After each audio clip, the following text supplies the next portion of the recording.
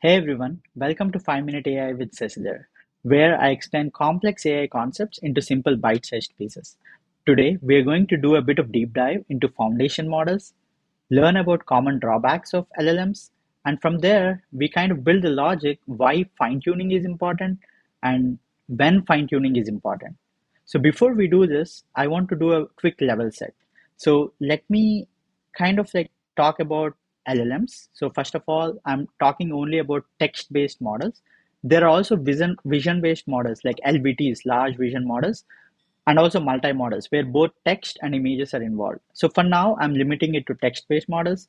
And as you can see, a foundation model is kind of developed from vast amount of data from internet. So you have lots of data. Imagine the data from Reddit, data from Stack Overflow, data from textbooks, and all the other data that you can find and convert it to text from internet. And using this data, you're kind of developing or designing a model. And the higher number of parameters, you might have heard about 3 billion, 7 billion, or like 400 billion. So the higher number of parameters, the better the model is typically. And also the amount of data that's trained on, that's also really important, and the quality of data. So think like this: a foundation model basically learns about probabilities of that data. Think like statistical distribution of that data set. So you have very good quality data set, lot of data, then it will learn much better. So now that we have good understanding of foundation models, I want to talk about quick drawbacks. So you all know about hallucinations. So when you ask a question, LLMs might provide you like wrong answer. Basically, either LLMs are trained on outdated information when you're asking for specific information, or they don't have the context, and they might be answering something that they can put together based on the probabilities that they learned. Now that I talked about it, I want to talk about fine tuning. So before I explain like why fine tuning, I want to kind of explain to you about when fine tuning is required. So for that, I mean, I set up some libraries. As you can see, I am providing some code so you can follow along. And after that, I call like SST2, Stanford Sentiment Dataset. So I kind of like downloaded a dataset, and then from here, I kind of like call a model from Hugging Face called Roberta Base. Now think of this as a foundation model. I mean, I'm using smaller models because I don't have a lot of GPUs here.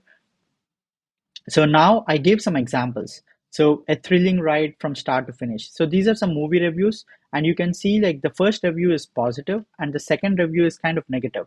But if you ask the pre-trained model, or basically the foundation model, which is trained on limited data, it gave me negative for everything. So now you know like the foundation model is not trained on this data. It has great capabilities. Roberta base model has great capabilities, but not enough to answer whether a review is positive or negative. So what I'm doing right now is using the data set I downloaded, I kind of train this foundation model to get a fine-tuned model. Let me show you in a picture.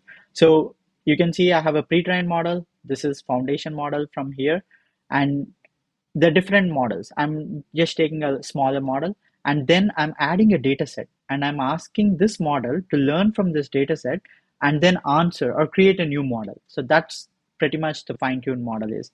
There are several ways to do this. There is like supervised fine-tuning, unsupervised fine-tuning, and there are like different ways you can fine-tune when you're using supervised fine-tuning. We can talk about all that in another video. Now that I know that the pre-trained model is not accurate, let me fine tune. So for fine tuning, I mean, I'm using like LoRa or low rank adaptation, and this is all from Hugging Face. So you can just call them and adapt or change the parameters. And then I'm kind of calling the trainer function, giving it some values and giving it the data set that I just talked about, Stanford Sentiment data set.